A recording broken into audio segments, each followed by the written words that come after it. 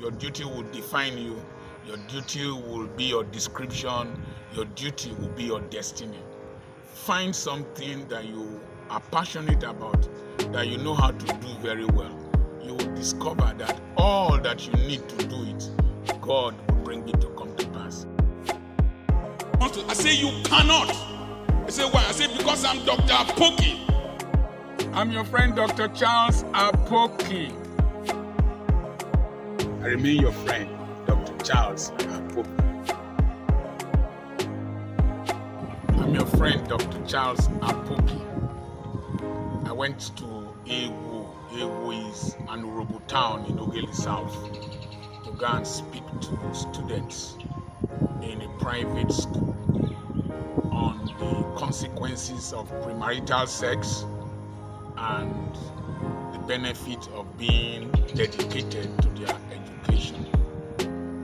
And I was wondering, I started doing this years back, going to secondary schools to speak. Today I am 64.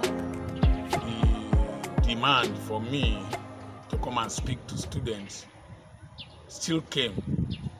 And my own school, by next week Wednesday, I will go and speak to my students again. Now, one of the things I found out is that your duty, life, you came to this world for a duty. Say we are God's workmanship, created in Christ Jesus to do good works prepared for us in advance.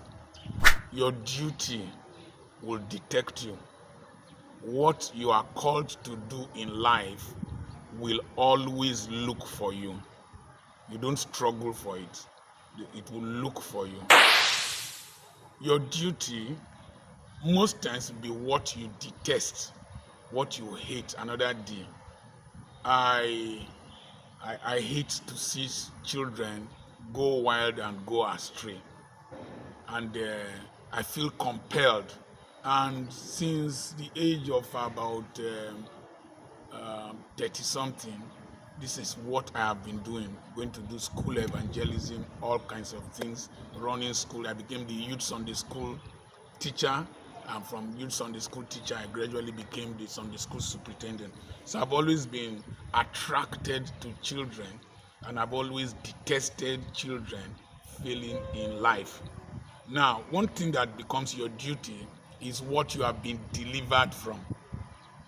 I could have been the worst child on earth. You know, the trend, the direction I was going to, I could have gotten lost if not for my mother and then the fact that I got born again. So I can relate to a child from my perspective, from the possibilities of destruction that was to happen to me. So I can understand how a child is being programmed for destruction or programmed for distinction. In the background is my granddaughter who just won the Face of Cultural Attires of Nigeria contest. It was a very tough contest. Thousands of children entered into that contest. A lot of them were evicted, and she ended up in the last 5, and eventually she won. I put in my whole strength into that financially, my network and all that.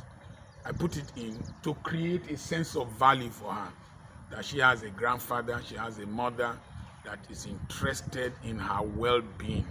I put in a lot of money, so I'm programming her for excellence.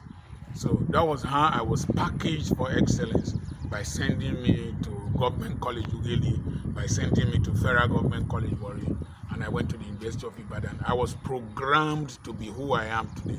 So I like that concept of being available to train children. I was thinking that at this age, I will be left alone. But that thing that is your duty, it draws you and is drawn to you.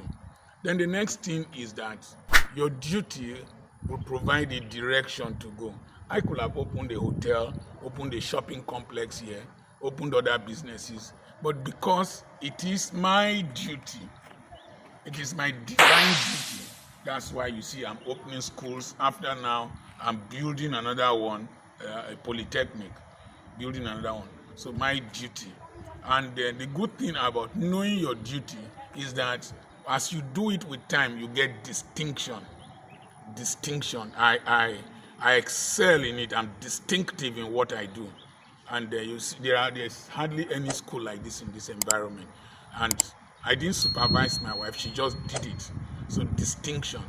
One of the ways to do well in life is to find that duty and concentrate on it. Distinction. The next thing is that your duty will eventually amount to your destiny. Once you are dedicated to it, another day it will amount to your destiny. Eventually it will be the summary of your life. One of the things that I was Charles Awuzie made a post from South Africa, and I commented, and he said that Dr. Charles Apoki, you invested into our lives when we were younger. And so these seeds I sowed in the lives of people. I'm going to preach in a church in Umuahia in November, and I preached to that young man when he was in Bible school in Trikoma, Trinity College of Ministerial Arts. So I have had influence on children. So I have had influence on young people. In fact, one of the things that I did when I came to the Niger Delta, to Delta states, Ugele in particular, was that I gradually started building a network of young people. Because in those days, I knew that if I took a 15-year-old boy and influenced him for 10 years, he will become 25. If I influenced a 25-year-old boy, young man, for 10 years, he will be 35. If I influence an 18-year-old young person, in 10 years, he will be 28. That's how I have been investing my life in young people from place to place, from generation to generation. And they are the people who are now inviting me to several countries and doing several things with me. And in Delta State here, they've been my strength. So it defines you. Your duty will define you. Your duty will be your description. Your duty will be your destiny.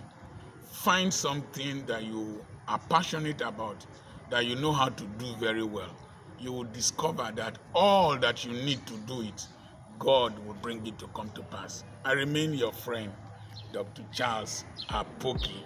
Thank you for voting for my granddaughter, and we'll celebrate this victory. I'm still excited over it, and I still have properties for sale.